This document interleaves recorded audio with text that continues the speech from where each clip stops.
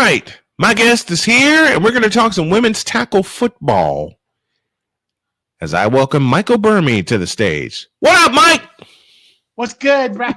It's good, Brian. So happy to finally be here there. I know we've been planning this for so long, and so happy we can finally get this together. I'm so happy to have you back on the program. What first got you into watching and covering women's tackle football? Well, I could say that ever since my childhood, it's felt quite normal to me. Girls and women participating in tackle football. After all, I saw the rise of women's basketball, women's soccer, women's hockey, and I thought, why not tackle football? And the big part of that was I've always been a fan of the Peanuts comic strip there. Not only and it showed the girls as participating in some of the series there, not only with Lucy's annual gag of pulling the football away, but also when the gang got together for the pickup gangs, Pepper and Patty was typically the toughest player there. Only Snoopy was able to match up with her. I love it. I love it. I love it. I love it. What drew you to the WFA? Well, I could say ever since I first heard of it. Well, I've been following the leagues for since the start of the early 2000s, and when I saw the sheer scope of that, when I saw the WFA was adding all these teams, all these places, a big part of their advantage was they started up at the perfect time. It was just the off season that the NWFA was collapsing, and all the old NWFA teams were joining the WFA now, as well as a couple of old WPFL teams from back in the day. You know what's fun in covering a sport that a lot of people don't want to cover? Because we've talked about it before. Stations don't want to cover women's sports until like they get to their championship and things like that. They don't want to cover the regular season. I have my opinion. Let me hear yours. Why do you think that is? Well, I say it's because they want to be. I think they want to be sure that it's going to be worth the watch there. Because I think what hasn't helped is seeing a lot of the blowouts in the regular season. Right. There. Right. That's a good reason. But still, you got the league there. If you got blowouts, you got blowouts. But you want to get the teams in front of people or in people's ears, you would think. Absolutely. Because we got teams that spread the word of mouth there. Folks the big problem to this state struggles is that a lot of people in the community, to them, women's tackle football is still something of a novelty. Even now with the rise of the girls of the flag football programs in high school and college there, women's tackle football remains a novelty to those audiences. Yeah, it does. And I've been a fan of women's sports for a long time, including women's tackle football. Let's talk about a Storm. There's a lot going on with the Storm, and they're looking to make some history. Oh, yes, they have. I have been following them for a good long while there. Ever since way back their prehistory there, Reno was one of the cities I wanted to see start up a team there. Biggest little city in the world, they say. And yes, I was the league I used to work for, one of the leagues I used to work for, when the Storm actually started their 11's career, and they first branded themselves as the Storm as part of that league. Mm-hmm. Of course, some things went better, so they went around a few other leagues there, and they in the last few years, thanks to the great Chris Garza, they really built themselves up into a power. Talk to me about Chris Garza.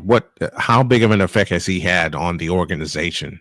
Not just the team, the organization. He has been absolutely monumental there, because he got them playing above their level. In fact, we started back in 2016 and 2017, when they were finishing at the bottom of the standings, they had not gotten shut out a single time, and were still hanging in there with those teams there. I think the breakthrough really started in 2018, mm-hmm. when they made it to the very last IWFL championship game. And the momentum continued all the way through 2019, when their first year back in WFA. They had actually been with WFA for 1 year in 2014 before that. Mm-hmm. And then when they got back there and they had, when I got there, they were making a big deal. they were making the big splash in there. First, making all the way, winning the D3 ship, dethroning the Orlando Anarchy.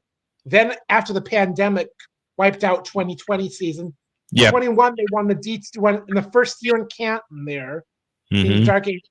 They remain they've started a trend where every reigning D3 champ since then has made it to the D2 championship game the next year, but the Storm remain the only team to win the championship in both divisions. Wow. That's crazy. I love that. And I love the WFA, and I want to thank you and our buddy Thomas for getting me into the WFA. I never got a chance to like cover a full season because of ongoing health problems, which I'm just about at the end of the tunnel for that. But I want to cover the WFA this year, even though I may do it in studio to start. What's it like to have the Pro Championship decided at the home of the Pro Football Hall of Fame in Canton, Ohio? Oh, that is absolutely amazing. Especially for me personally as a Midwesterner, that has been so incredible. Seeing how this is the cradle of, how the Midwest is the cradle of this game there. Seeing all of them gather here in this little city. And the city, if you go through the city of Canton, you'll find it's not too much unlike my own hometown of Racine, Wisconsin. Actually. Right. Racine, Wisconsin. I've been through there a few times in my travels. What can we expect from the WFA in 2025? Oh, they're really gonna. This year. They're noticing how a lot of eyes are on them. They're going to be going all in because we've already seen how they brought in the big additions they brought in this year. Like, for example, how the game's finally coming back to Buffalo with the Buffalo Yetis. Mm-hmm. Then the other big exhibition was how they got the Indiana Valor, and they are really connected and have a really good following there. Yes, they do.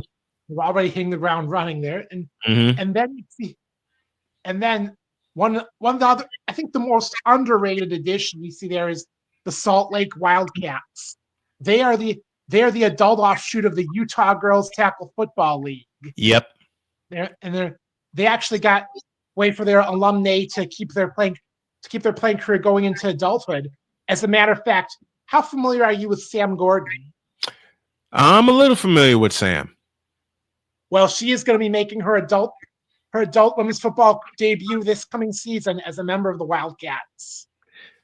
You know, I think I just found the team I'm going to cover from here and see what I see and see what kind of fun we can have. Michael Burmy joining us here on the program. My friend, a pleasure as always to have you. You got to come back because we got to do a WFA show throughout the season just to give them some more highlight and give them some more love than they're getting. A pleasure to have you, brother. Pleasure's all mine. Michael Burmy joining us here on the